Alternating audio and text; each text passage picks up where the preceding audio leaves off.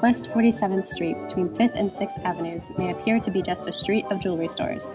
However, this area, known as the Diamond District, is much more than its humble exterior. This one block is home to over 40,000 diamond-related businesses. The diamonds cut and sold here are New York State's #1 foreign export by value. During the first quarter of the 20th century, the center of the retail and wholesale diamond industry used to be in several different locations downtown on the Bowery, 23rd Street, and Canal Street.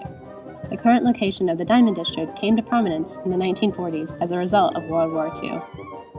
Hitler's persecution of the Jews caused the diamond centers of Antwerp and Amsterdam to literally pick up and relocate to 47th Street.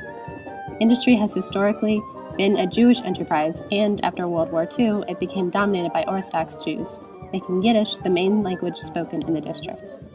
The industry has always been comprised of close-knit family businesses with men handing the reins over to their sons and nephews. Women have also historically been influential in the business, but are not as prominent in the wheeling and dealings on the street. One such woman, Emily Keischel, is the head of the New York office for KR Diamonds. Her foray into the diamond world actually began in fashion jewelry, but she wanted to develop her career in dealing the gems. And I worked at some fashion jewelry companies in the early 90s, and that's when gold and silver, they're having their heyday, and these fashion jewelry houses were doing pretty well. The margins were high.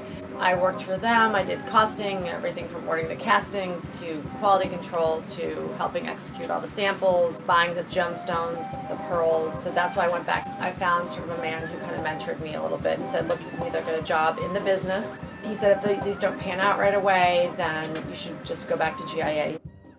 According to Emily, you don't get a job in the diamond industry without connections. There is a huge amount of trust involved in this business, and many jobs are passed on among family members. Many of the businesses that have been around for generations have seen the district evolve from a sketchy area to a respected place of business.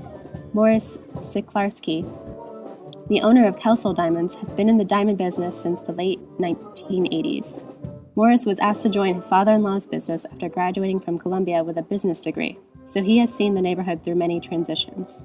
Through these transitions, Morris watched the area moved from dodgy to respectable.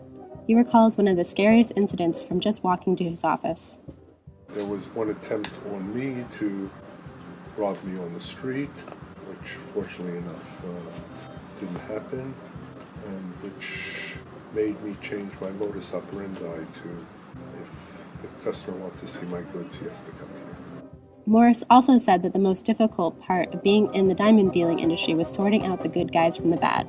Presently, the area is being protected by law enforcement more thoroughly, and the Hasidic community has also united to protect everyone's interests.